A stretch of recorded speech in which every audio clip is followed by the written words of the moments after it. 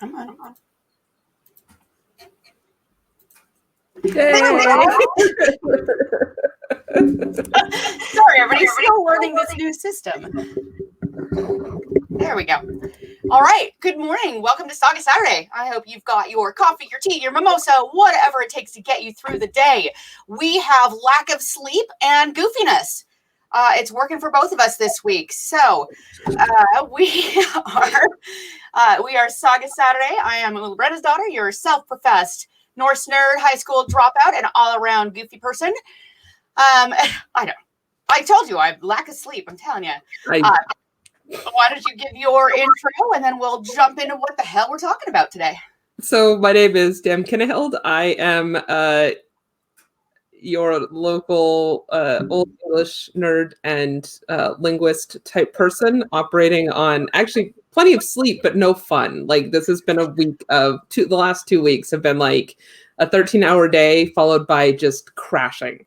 So it's been all work and no play around here. And I am looking forward to having a weekend where I get to do this and then chores. So this is my fun for the week. Anyway, let's get into it before I keep complaining about my life. Fair enough. All right. So we've been talking about luck for 3 weeks now. We've talked about the concepts of luck and how it differs in Norse culture versus our modern American culture. Last week we talked about examples of good luck and being lucky and receiving luck and all that good stuff. And now we're talking about bad luck. Wah, wah. So it's more than just bad luck or ill fortune. It's a concept of being luckless, as in having no luck. Like I kind of personally joke that, if it weren't for bad luck, I'd have no luck at all. And that's kind of what it is. It's not just it's not just bad luck. It's the absence of luck in general. So a couple of things that we kind of think about, or maybe we might try to answer today, although probably not.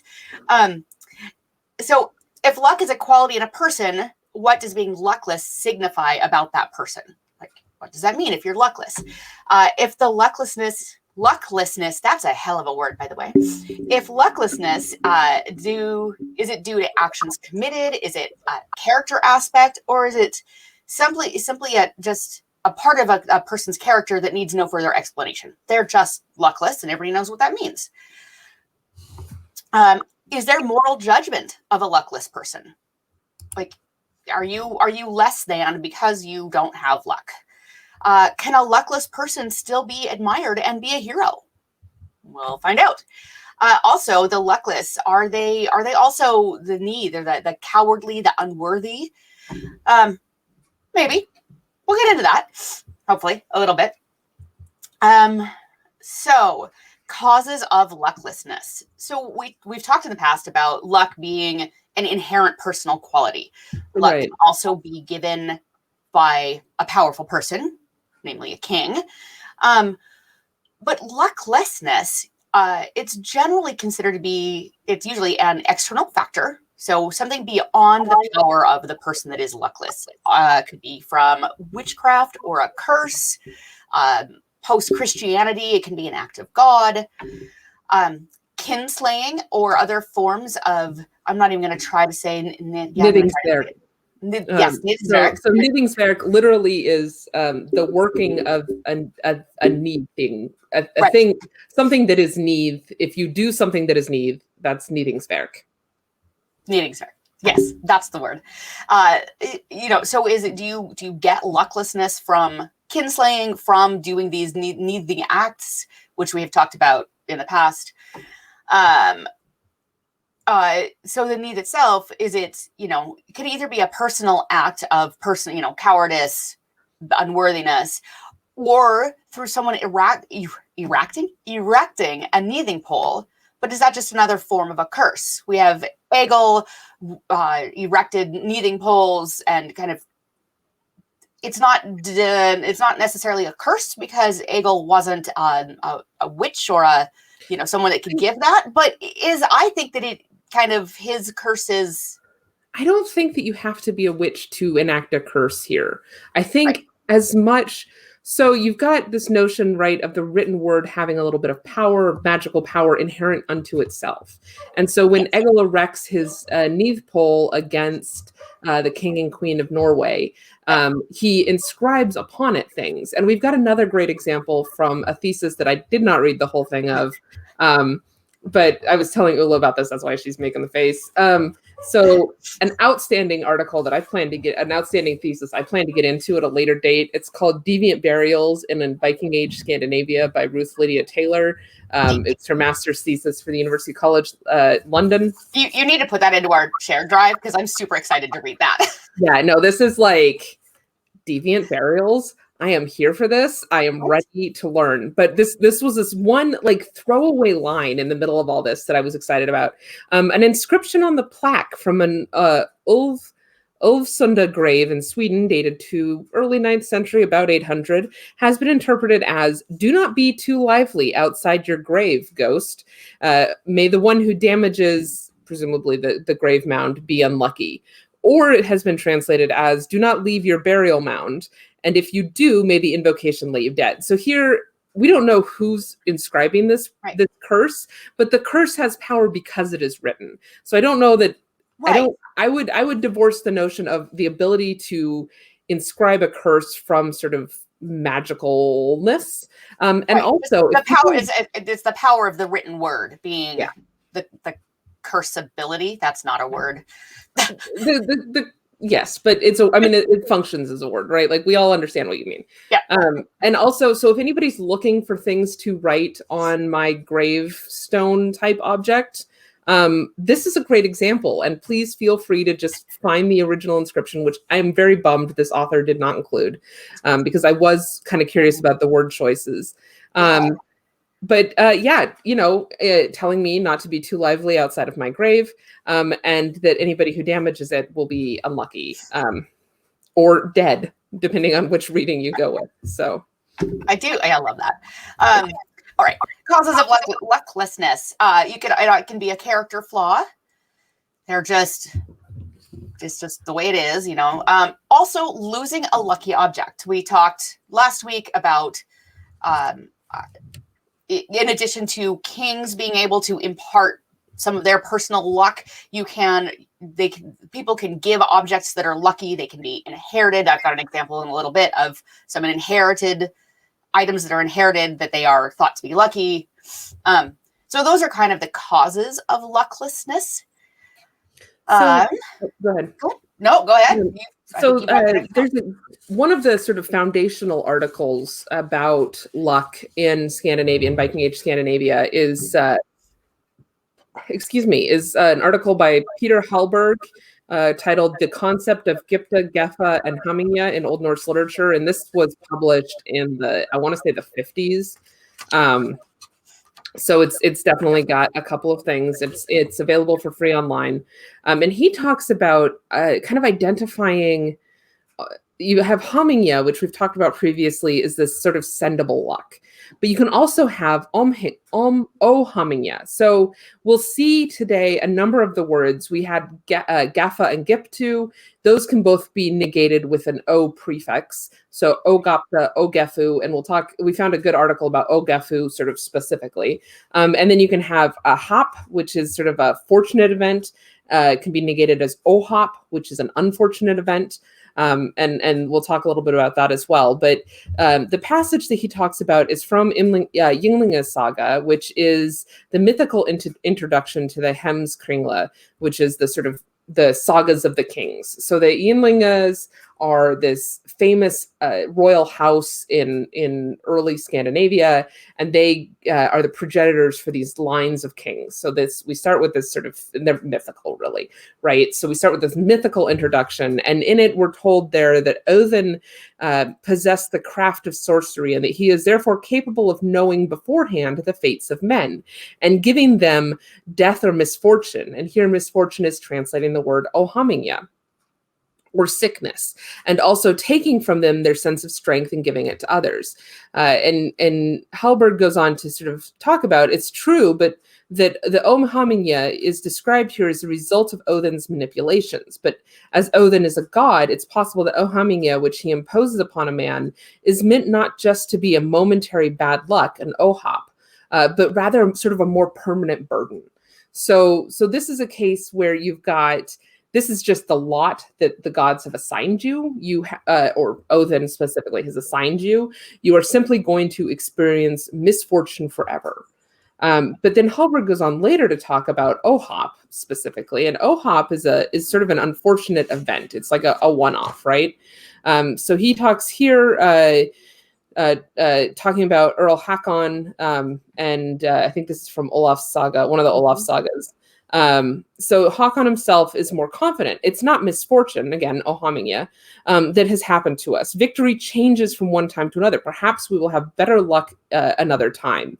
In other words, an incidental mishap, an óhap, does not necessarily brand somebody as a man of misfortune permanently. He can still be a gafmaðr, which is one of those words that we talked about last time. So maðr is the suffix that you can sort of slam onto anything. A whole bunch of words. You can't slam it onto Hamingja, right? But you can slam it onto a bunch of other adjectives to describe a person who has this quality. Maðr means man, right?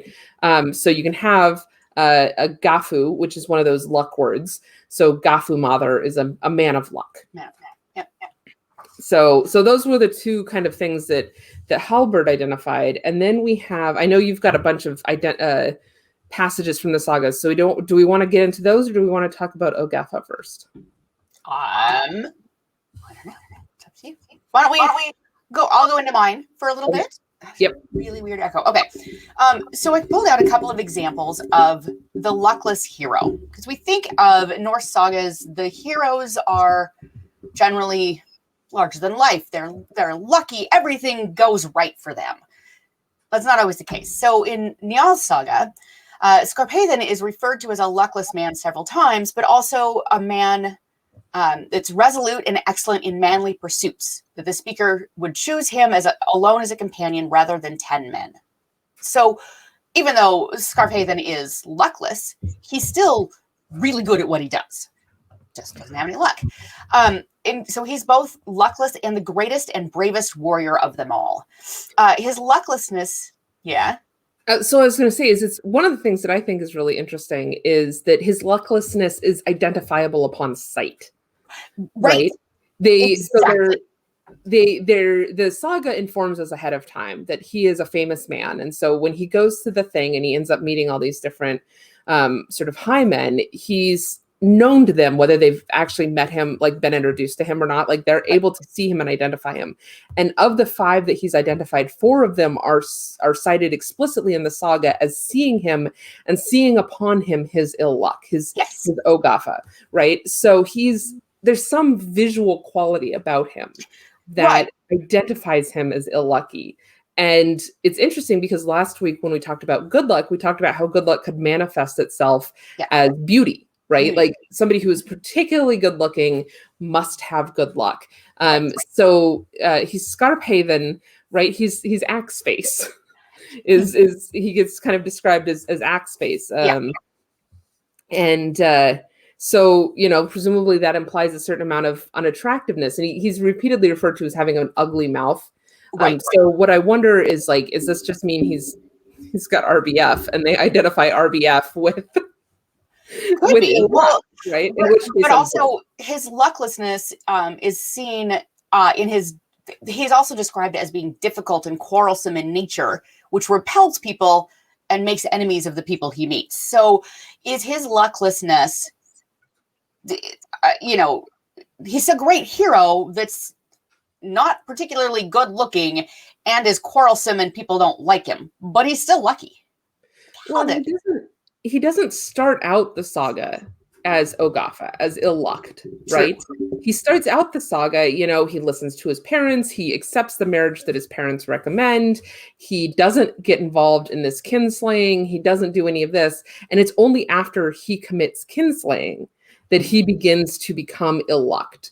And so we'll talk a little bit more about this when we get into the Okafa article, but there's sort of what I wonder is a little bit, is ill luck, the ability to become ill luck, tied to your ability to have luck in the first place, right? We've talked about luck as an inherent quality. Mhm. So is it all an inherent quality? And the only way that you can be a truly ill-lucked person is by failing to achieve the luck that you were destined to have, right? So he looked like he was living a good life, right? He seemed to be kind of touched by the gods. He was generally accepted as very brave. He has all of these really stellar qualities. I don't know if I highlighted the actual description of him, but he's described as like, he's smart.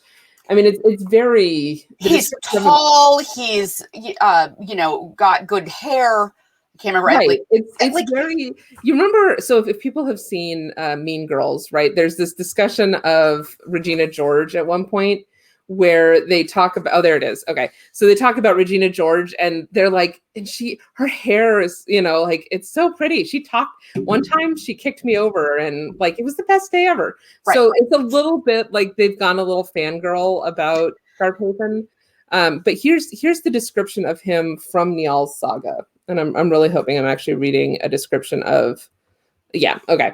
He was a big and strong man and a good fighter. He swam like a seal and was swift of foot, quick to make up his mind and sure of himself. He spoke to the point and was always quick to do so, and a good poet, though he mostly restrained himself. His hair was a reddish brown and curled, and he had fine eyes. His face was pale and sharp-featured, with a bent nose and a broad row of upper teeth. His mouth was ugly, and yet he was very like a warrior. So, he's, aside from the ugly mouth, right, he's got sort of auburn curly hair, right. Whatever fine eyes mean. I'm going to assume that means that they're pretty. Yeah. And he's tall, he's strong, he's well built.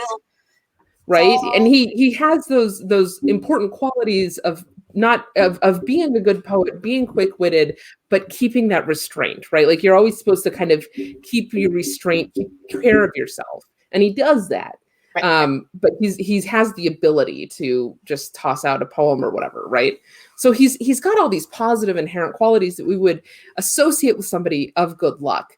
And then when he fails to achieve sort of his appropriate positive impact, when he didn't live up to his destiny, right, then he becomes ill-lucked. Then everything falls apart. So that's kind of where my theory is coming from, that negative luck is only possible if positive luck was your destiny. Like, if you were supposed to be a good, so I guess maybe that falls apart because some people just get bad luck.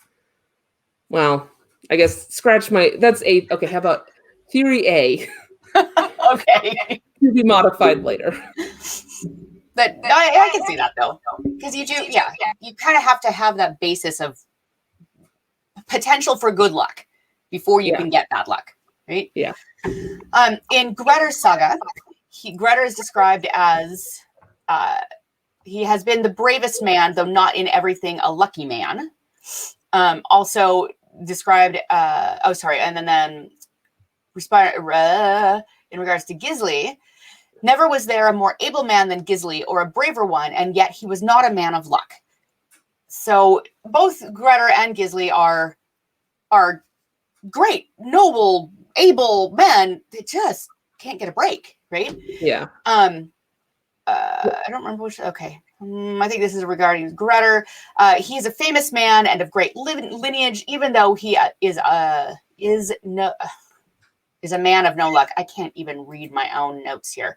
And I'll note that all three of those references for luck are the same word. They're Gathumurder. Gathumurder. Yeah, that one. Yeah, so this is again, right? So Agi, he's described as Agi Gathumurder. Agi is a negation. Negator, right? So it's the lack of luck there.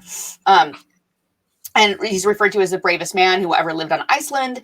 He's described as a great hero who performs good deeds, such as cleansing the land of trolls and ghosts. Like, this is a good guy to have around.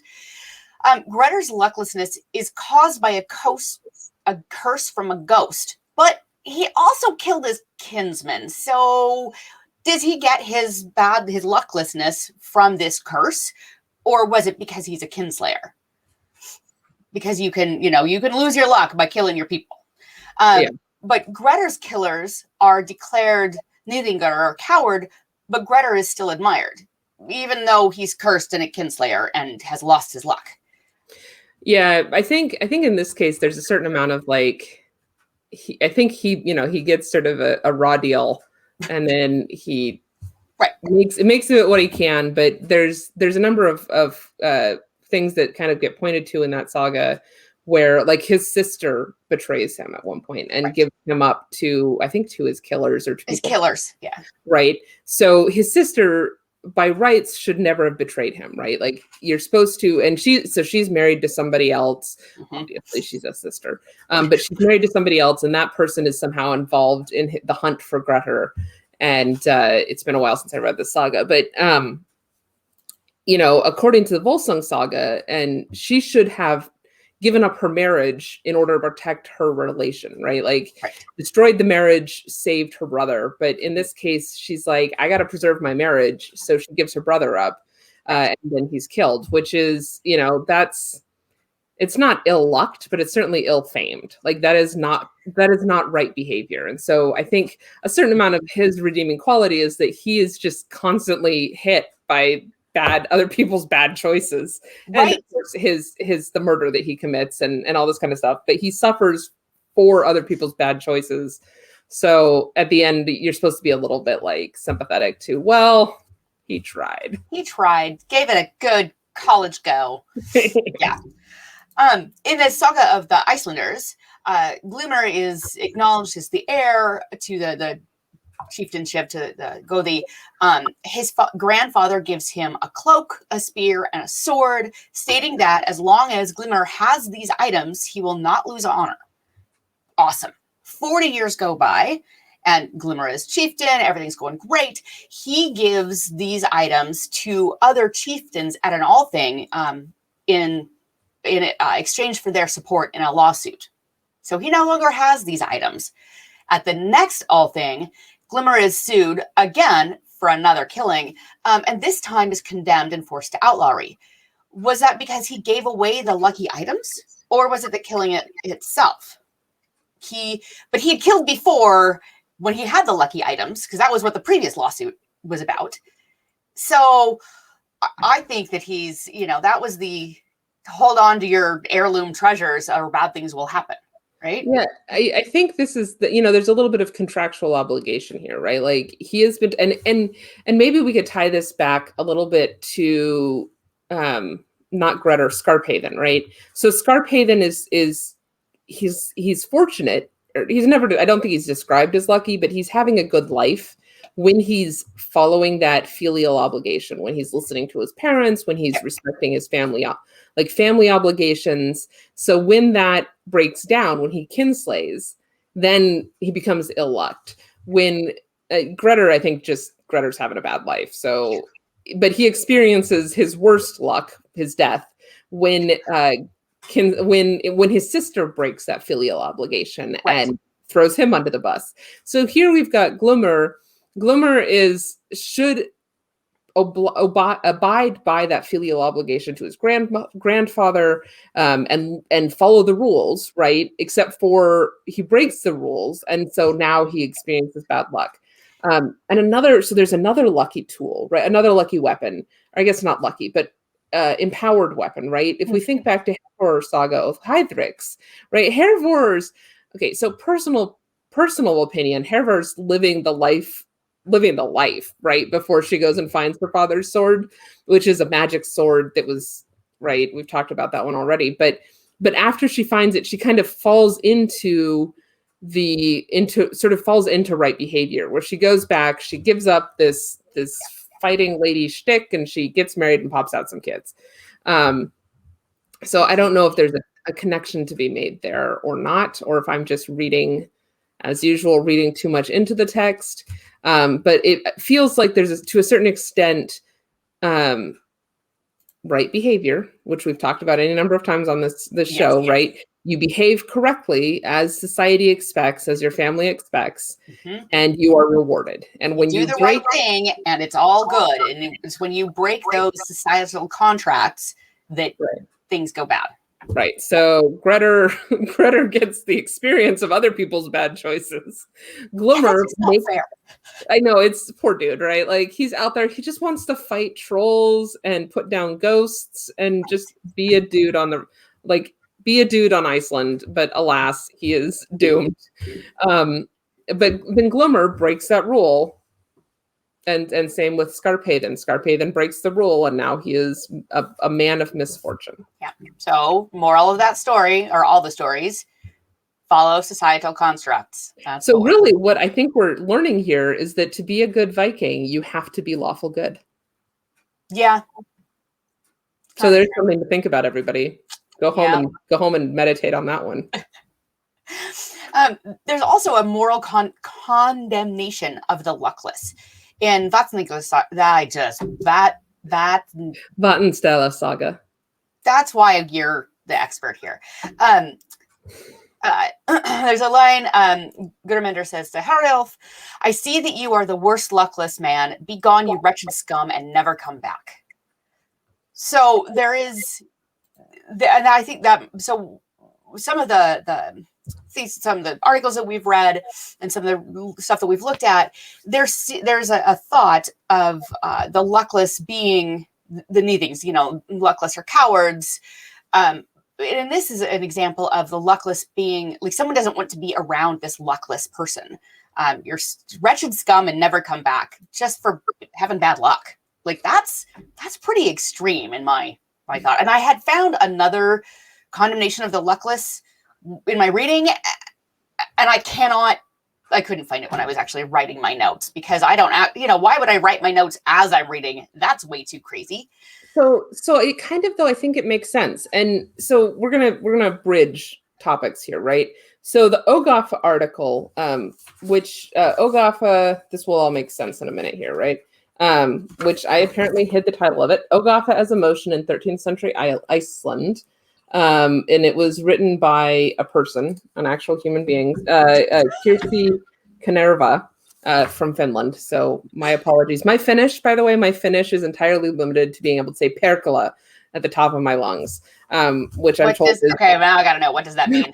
It's like a swear word. It's like devil, but you just like perkele. It's just a solid.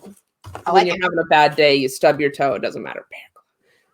So this kind of makes sense. So this Ogafa article talks about how pre-Christian Scandinavia is not a guilt culture, it's a shame culture.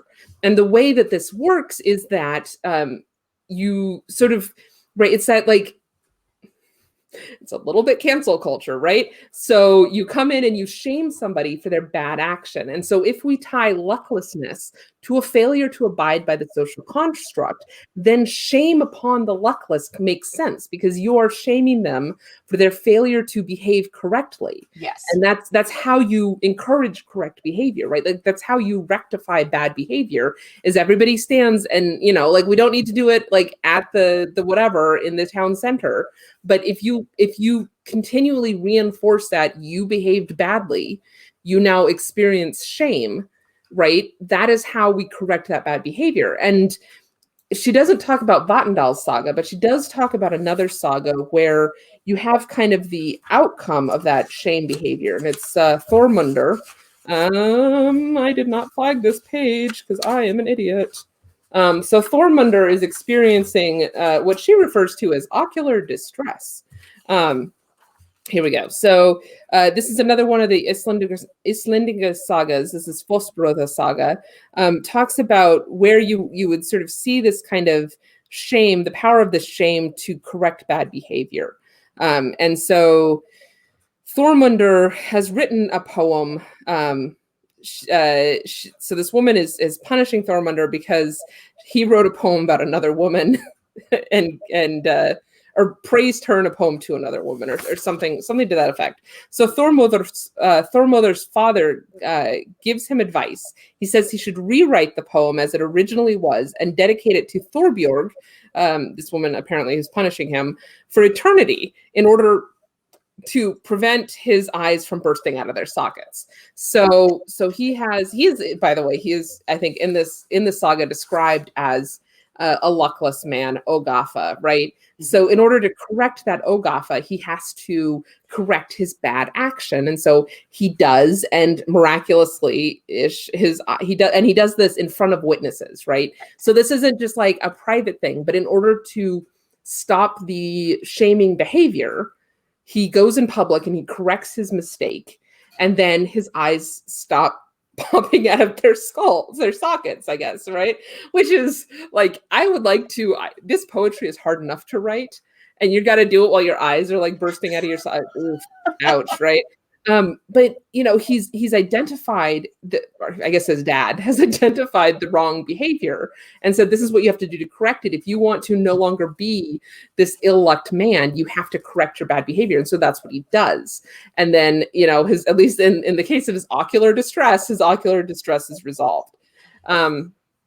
So I think to me, that's a really interesting kind of connection to make, because, you've got, obviously not all of this will be corrected, right? You've still got people like Grettir who are just they're bad luck. Poor they're bad Grettir. luck.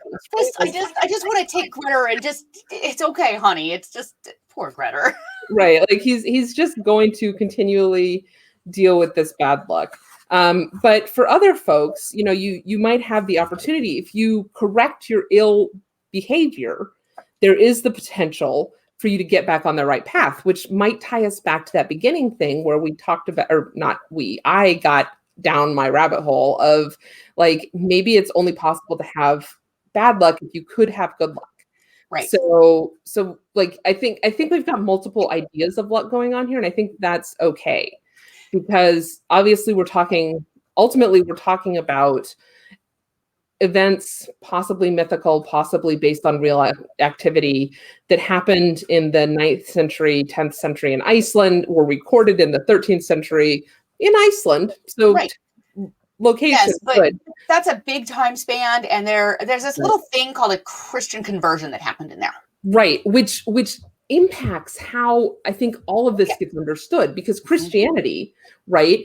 I have a Catholic mother. Christianity there's a lot of guilt.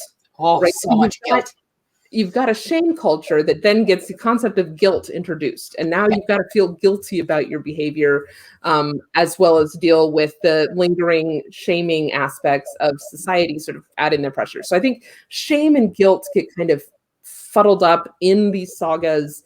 And so it's a little hard to unpick what's happening. But I'm wondering if there's sort of two paths to bad luck, right? You could be a person destined for good luck, and then you misbehave, and then you get bad luck as a way to correct your behavior. Or you could just be a person that Odin looked down on and went, that one will suffer because it amuses me. So I guess that says something about Odin. Oh yeah, I was gonna say Odin's kind of a jackass, but that's just my personal opinion. I think we've covered that one a number of times. Like he just wants famous warriors to die so they can fight in his battles. That's really what he's after. Yeah, he's building his own, RPG is what it is. See, this is what people should tune into Saga Saturday for. Where else are you going to get like...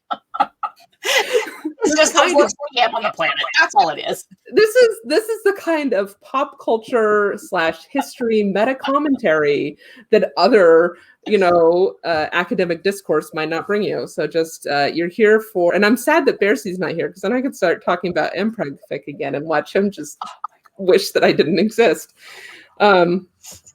So anyway, Bercy, we miss you, and we do miss you. Better. And yes, people, Bercy will be back. He's just working on stuff and moving and stuff. So I think we've basically kind of talked about all the stuff I wanted to talk about. I did find a really interesting, Herman Paulson talks about Ogafa as a lack of happiness. and he talks about it in the Augustinian sense, which I was just like, I got to step away from this at this point. So here, desiring something which is not good, or else failing to seek a good or desired object. But really, I don't know that I have that much else to say about it. But we're only at 37 minutes, so I know. I guess we could do a little, little song and dance, a little soft shoe. I don't know. I got nothing. I think this makes up for the many times where we have blathered on for way longer than was necessary. So I guess I'd ask, there's 8 folks watching right now. Do any of you have questions we can answer or anything like that? Yeah, throw them in the chat. And because I think this has been a rough week and we have exhausted our brains already. Maybe if anybody wants to submit comments to the state of Alaska about the Electric Reliability Organization, and just tell them that I'm a nice person who deserves nice things, also acceptable. Yeah, and maybe you don't need to write, what was that, a 33-page memo based off of a 6-page regulation? I don't even, It was 64 pages. I wrote 64, well, me and a team wrote 64 pages in the last 2 weeks, discussing 18 pages of original regulation, which we also drafted. So go team. Go team, go. I just think you need to sleep for about a week to make up for that. Yep. Well, I'm out of ideas. I'm out of things to talk about. So I know, I am too. So you know what we're going to do? We're going to get on with our day is what we're going to do. You know what? It's sorry that it's a short day, people, but it's been a hell of a couple of weeks for both of us. And we are going to just call it good. But next week, where's the thing? Why don't you talk about next week while I find the... Yeah, it's under brand. So next week we are going to get a little bit off the topic of luck, but kind of, now I can hear the echo, but keep on the topic of right behavior by talking about the intersection between sort of the Viking motif and what people understand as what Vikings were without doing any actual research, with so that the intersection of that with the alt-right, sort of neo-fascists, fascists, neo-Nazis, all that kind of stuff. We're going to talk about the history of it. We're going to talk about kind of what we see today, and basically why we think they're all dumb. Because the title of next week is Saga Saturday says real Vikings punch Nazis. And this is not us saying you should go out and be violent in the world, but also we wouldn't stop you from punching a Nazi. Nazi's bad. And I kind of went down a rabbit hole on that because, I can't actually study what I'm supposed to be looking at for this week, but I'm going to touch a little bit on some of the symbolism, like actual, runic symbols and their misuse of many of those things, because that's something that really ticks me off, is a visual representation that's all cattywampus. So I think that's what we've got. We will see you next week at 11 o'clock. Yes, by 11 o'clock my time, 10 o'clock your time. Yep. And that's what we've got. All right. All right. See you guys later. Bye.